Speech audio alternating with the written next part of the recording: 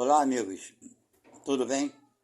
Bem, estamos de volta aqui para falarmos um pouco mais das coisas da vida. E o tema de agora será: onde está Deus? Como encontrar Deus, não é verdade? Bem, aqui que estão chegando pela primeira vez, não se esqueçam de dar um like e se inscrever no nosso canal, contribuindo assim para a divulgação, né, das informações aqui que a gente coloca constantemente. Quase que diariamente temos alguma coisa, alguma novidade. Ok? Bem, por que essa busca de Deus é tão necessária, de entendimento do que vier a ser Deus? Eu acho muito necessário. Tem pessoas que já não estão ligando mais para isso, eu vou te explicar por quê. Bem, o Deus que as religiões nos apresentaram, todas elas, já não nos serve, né? Mais. Não serve. Porque a própria consciência humana chegou a um ponto de não acreditar mais num Deus que é bom e ao mesmo tempo é mau. Ele é bom e ao mesmo tempo castiga. Aquele Deus que Moisés nos apresentou, né? E nós, muitos de nós, não todos, estamos reencarnando há muito tempo aqui no planeta e, de certa forma, acreditávamos nessas coisas no passado. Hoje já não acreditamos tão facilmente. É por isso que muitas pessoas abandonam a própria religião, seja ela qual for. Porque as religiões só pintam um Deus mau e um Deus bom. Então, ninguém consegue mais engolir isso, né? Que o Deus castiga no momento que ele achar que deve castigar e etc e tal. E para influenciar mais ainda esse abandono das pessoas, fugir das religiões, vem a ciência. A ciência, cada dia que passa, desvenda novas coisas que ocorrem pelo universo afora, através das imagens, dos satélites, né, dos telescópios, do Hubble, e por aí vai. Então vem nos apresentando o universo com uma imensidão que não conseguimos imaginar. E aí então,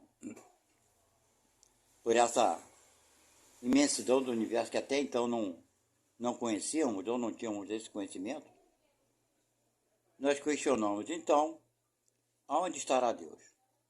Se o universo é tão imenso, Deus já não está tão perto da gente, da forma que as religiões pintavam, né?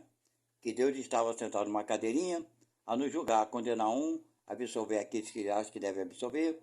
Deus estava perto da gente aqui no planeta Terra.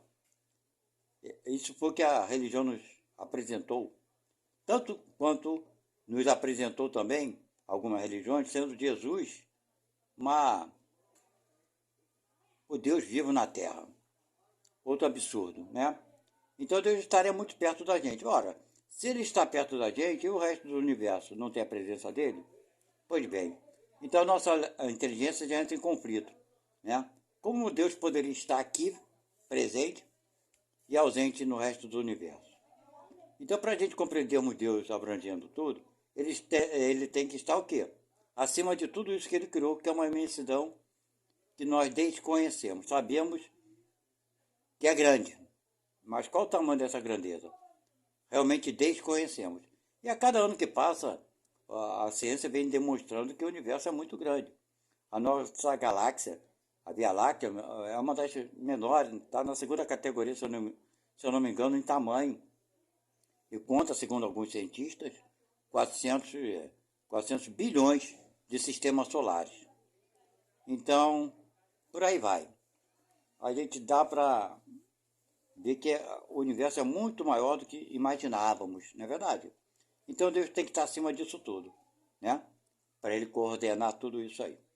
E algumas pessoas questionam, peraí, então como é que Deus sabe do que eu faço, das coisas que eu faço aqui na Terra? Já imaginou se ele fosse estar presente e ouvindo a cada um dos seus filhos pelo universo afora? Seria alguma coisa de louco, né? Pois bem, não é tão louco assim. Quando a gente compreende que existe também, muito mais coordenado e bem organizado, uma hierarquia na pátria espiritual, né? No comando de Deus. Existe uma hierarquia. Aqueles que estão mais próximos dele têm seus comandos sobre seus ministros e vem descendo até chegar na humanidade do planeta Terra e chegar em outras humanidades de outros planetas, ok? Então não é exclusividade do nosso planeta Terra, né? Em forma alguma, porque a lei da natureza ela abrange todo o universo. Então precisamos compreender isso, porque a gente consegue entender um pouquinho da grandeza das coisas. Eu vou dar um exemplo básico. Aqui no nosso planeta Terra, os quartéis têm o seu general, né? Ele fica lá no seu escritório de comando, determinando as ordens que são necessárias. E vem os seus comandantes subalternos até que aquela lei, aquela ordem, aquela ordem seja chegue no soldado que vai executar aquela ordem, ok? Então, o soldado está sob comando de quem? Imediatamente do seu superior, é o cabo. E o cabo está sob comando de quem? Imediatamente do sargento. Mas tanto o cabo quanto o soldado sabe que a ordem veio de onde? Do comandante-maior das Forças Armadas, certo? Do general, do comandante superior que comanda toda aquela força militar. Então, ele aqui embaixo sabe que está cumprindo alguma ordem que vem de cima. É dessa forma que as ordens de Deus chegam até nós. E é dessa forma que as nossas reclamações chegam até Deus.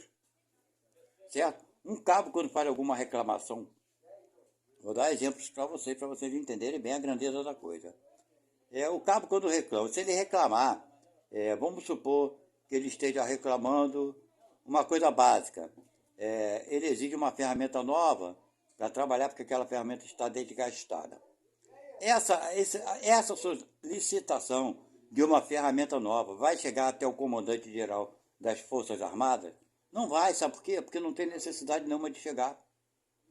No meio do caminho ela vai ser resolvida.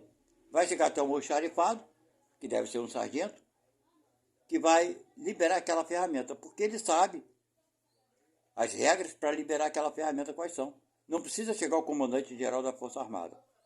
Vocês entenderam?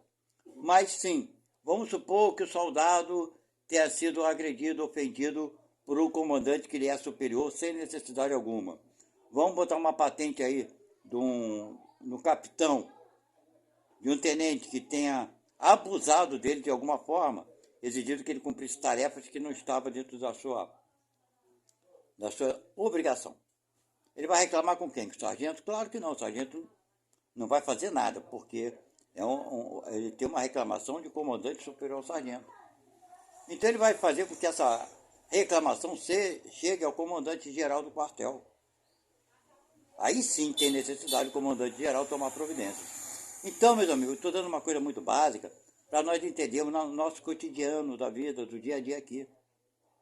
Quantas reclamações fazemos a Deus sem necessidade nenhuma que não vai chegar, nem adianta, é besteira. Orar a Deus para quê? Para melhorar de vida? Isso é necessário? Não vai chegar a Deus. Orar a Deus para quê? Para que seu filho e sua esposa tenham mais paciência com você? Não vai chegar a Deus que não tem necessidade. Vai chegar onde? Nos espíritos que vão estar incumbidos dessa tarefa de resolver esses problemas subalternos. Vocês estão entendendo?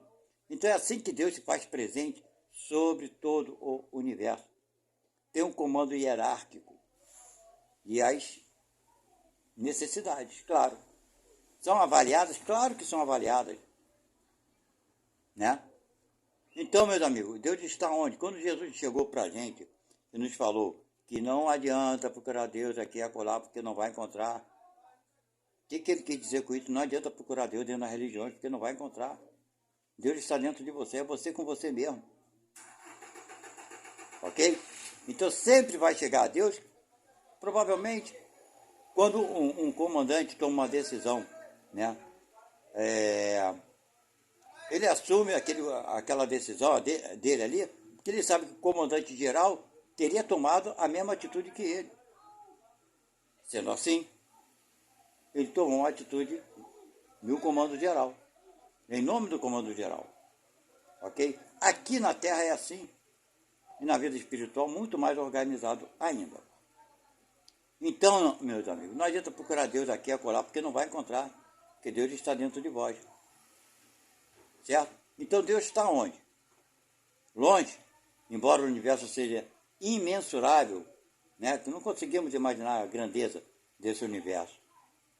E Deus está aqui ao nosso lado, representado por aqueles que têm condição de representá-lo.